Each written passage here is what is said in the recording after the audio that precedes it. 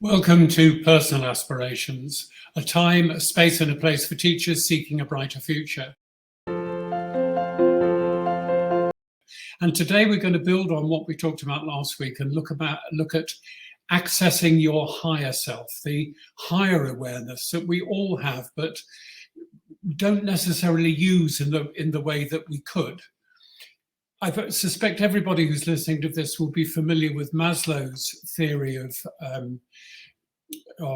different levels of consciousness and the idea of the peak experience that he talked about, where we are in touch with those higher energies and those higher aspects of ourselves. And from that point, we can be incredibly creative in what happens in our lives. And we're going to consider what that might mean in this session today.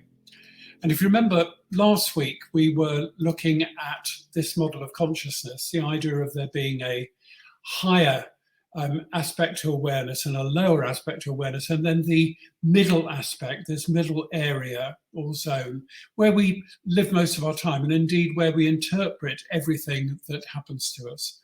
And when we were looking at the lower awareness, that place where our memories get sink down into an area that we can't access directly, we will often find that from that we can be faced with challenges and fears like the dragons that arise up when we contemplate doing something like making a major change in our life. So what we're going to look at today is the energies and forces that we can draw on to overcome these fears and trepidations that we may have.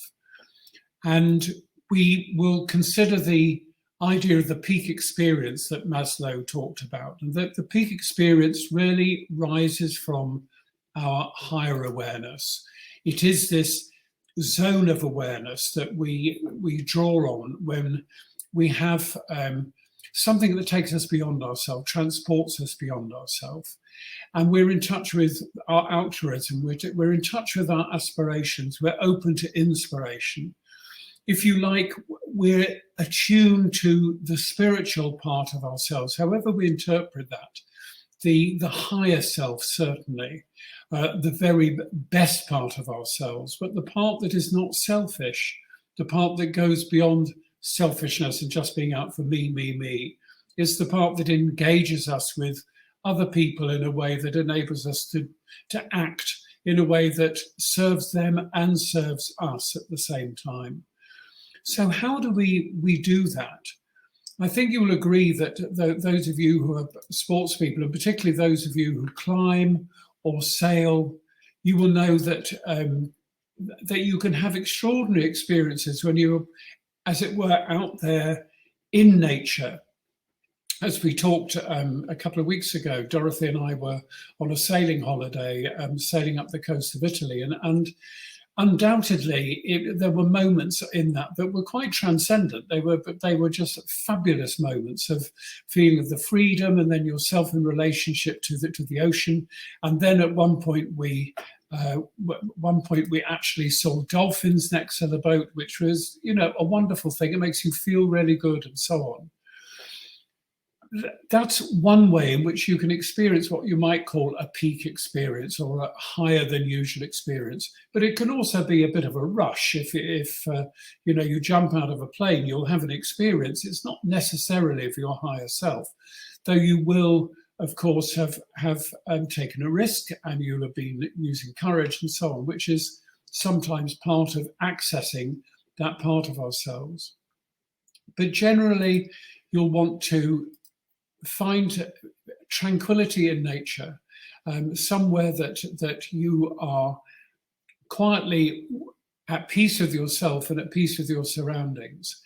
And what we'll look at now is, how do you access your higher self? How do you make use of this other part of yourself, this part that we looked at in terms of the higher awareness? How do you access that higher awareness?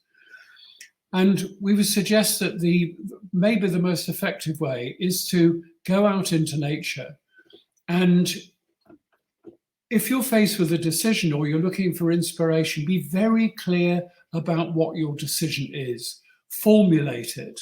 And if you formulate it and state really clearly what it is, then you can expect an answer from your higher self or your better self or your angel if you wish. But you need to give it space. You need to allow time for the question to percolate through and for the answer to come from this higher place. And it may not come when you're out in some extraordinary part of nature, but it may come when you just stop for a moment, having stated the question, and you allow the answer to come to you.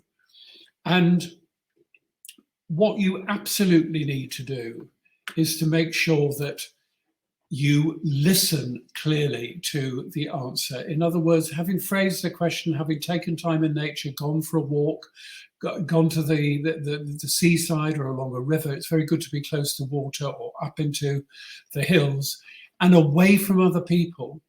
One savant that I read, one wise guy, once said, if you're 30 meters away from all other people, then you can access his zone more easily. But being away from others, not in a crowded place, but by water, up in the hills, by the sea, somewhere tranquil, you frame the question clearly and then you wait and you listen. And the answer may not come that day. It may not come the next day, but almost invariably, if you do this with clear intent, you will get an answer. It will come to you. It may come symbolically. It may come to you as words. It may come to you as something you notice suddenly on the radio or something you see on television or something you come across in a book, but you will have accessed the answer. And when you experience it, you know it quite clearly. So I wish you well with that and look forward to speaking to you next week on Thursday Aspirations, Thursdays at 7 p.m.